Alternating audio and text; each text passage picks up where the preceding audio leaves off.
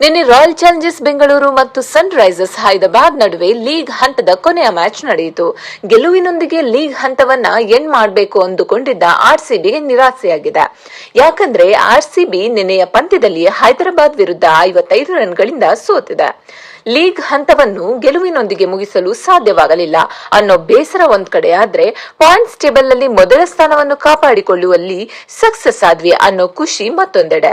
ಅಷ್ಟೇ ಅಲ್ಲದೆ ಮೊದಲ ಕ್ವಾಲಿಫೈಯರ್ ಆಡಲು ಅರ್ಹತೆ ಪಡೆದಿದ್ದು ಇಲ್ಲಿ ಆರ್ಸಿಬಿ ಒಂದು ರೀತಿ ಸೋತು ಗೆದ್ದಿದೆ. ಟಾಸ್ ಗೆದ್ದು ಸನ್ ರೈಸರ್ಸ್ ಹೈದರಾಬಾದ್ ಮೊದಲು ಬ್ಯಾಟ್ ಮಾಡಿ ನಿಗದಿತ 20 ಓವರ್ಗಳಲ್ಲಿ 4 ವಿಕೆಟ್ಗೆ 255 ರನ್ ಕಲೆ ಹಾಕಿತ್ತು. ಹೈದರಾಬಾದ್ ಪರ Abhishek Sharma 56, Travis head 26, Ishan Kishan 79, Klaasen 51 ಮತ್ತು ನಿತೀಶ್ ಕುಮಾರ್ ರೆಡ್ಡಿ 29 ರನ್ ಬಾರಿಸಿದರು. 256 ರನ್ ಗುರಿ ಬೆನ್ನಟ್ಟಿದ ಆರ್ಸಿಬಿ ತಂಡದ ಆರಂಭ ಭರ್ಜರಿಯಾಗಿತ್ತು. ನಿನ್ನೆ ಓಪನರ್ ಆಗಿ ಕಣಕ್ಕಿಳಿದ ವೆಂಕಟೇಶ್ ಅಯ್ಯರ್ ಸಿಕ್ಕ ಅವಕಾಶವನ್ನು 2 ಕೈಯಿಂದ ಬಾಚಿಕೊಂಡು ಉತ್ತಮ ಪ್ರದರ್ಶನ ನೀಡಿದರು.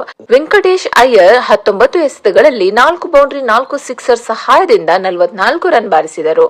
ಆದರೆ ಚೇಸ್ ಮಾಸ್ಟರ್ ವಿರಾಟ್ ಕೊಹ್ಲಿ ಕೇವಲ 15 ರನ್ ಗಳಿಸಿ ಸಕೀಬ್ ಹುಸೇನ್ಗೆ ವಿಕೆಟ್ ಒಪ್ಪಿಸಿದರು. ಇನ್ನು ದೇವದತ್ ಪಡಿಕ್ಕಲ್ ಆಟ 21 ರನ್ಗಳಿಗೆ ಕೊನೆಯಾಯಿತು. ಪ್ರಮುಖ ವಿಕೆಟ್ಗಳ ಪತನ ಆರ್ಸಿಬಿ ಗೆಲುವಿನ ಕನಸಿಗೆ ಹೊಡೆತ ಕೊಡ್ತು. ಹಾಗಾಗಿ ಕ್ಯಾಪ್ಟನ್ ರಜತ್ ಪಟಿದಾರ್ ಮತ್ತು ಕೃಣಾಲ್ ಪಾಂಡ್ಯ ನಿಧಾನಗತಿ ಆಟದ ಮೂಲಕ ವಿಕೆಟ್ ಬೀಳೋದನ್ನ ತಡೆಯುವ ಕೆಲಸ ಮಾಡ್ತಾರೆ. ಯಾಕಂದ್ರೆ ಇವರು ತಮ್ಮ ಟಾರ್ಗೆಟ್ 166 ಅಂತ ಸೆಟ್ ಮಾಡಿಕೊಂಡ ಹಾಗೆ ಕಂಡಿತ್ತು.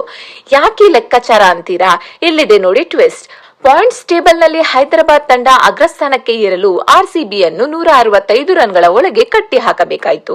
ಹಾಗಾಗಿ ಬೆಂಗಳೂರು ಫಸ್ಟ್ ಟಾರ್ಗೆಟ್ 166 ಅಂತ ಫಿಕ್ಸ್ ಆಗಿತ್ತು. ಅಂತೆಯೇ ಅದರಲ್ಲಿ ಸಕ್ಸಸ್ ಕೂಡ ಆಗ್ತಾರೆ. ಹೈದರಾಬಾದ್ 3ನೇ ಸ್ಥಾನಕ್ಕೆ ತೃಪ್ತಿ ಪಟ್ಟಿಕೊಂಡಿತ್ತು. ಇನ್ನು ರಜತ್ ಪಟಿದಾರ್ 56 ಕಾಣಿಕೆ ನೀಡಿದ್ರೆ, ಕೃಣಾಲ್ ಪಾಂಡ್ಯ ಅಜಯ 41, ಟೀಮ್ ಡೇವಿಡ್ ಅಜಯ 15 ರನ್ ಬಾರಿಸಿದರು. ಆರ್ಸಿಬಿ 20 ಓವರ್ಗಳಲ್ಲಿ 4 ವಿಕೆಟ್ ನಷ್ಟಕ್ಕೆ 200 ರನ್ ಸೇರಿಸಿ ಸೋಲು ಕಂಡಿತು.